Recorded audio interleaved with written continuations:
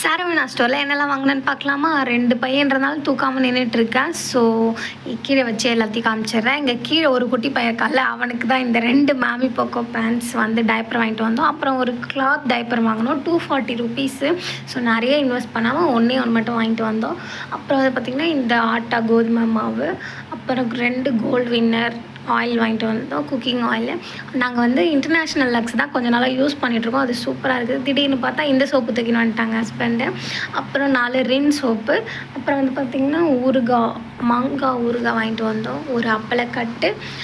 Next வந்து பார்த்திங்கன்னா கடுகு, அப்புறம் வந்து தம்பிக்கு வந்து குளிக்கிற சோப்பு, அப்புறம் மசாஜ் ஆயில் ஒன்று வாங்கிட்டு வந்திருந்தோம்.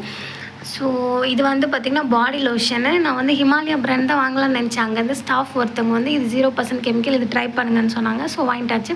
அப்புறம் ஒரு ஃப்ரைட் ரைஸ் மிக்ஸ், ஒரு ஜீரகம். இந்த மாதிரி நிறைய டிஷ் பார்க்கறதுக்கு நம்ம சேனலை சப்ஸ்கிரைப் பண்ணிக்கோங்க.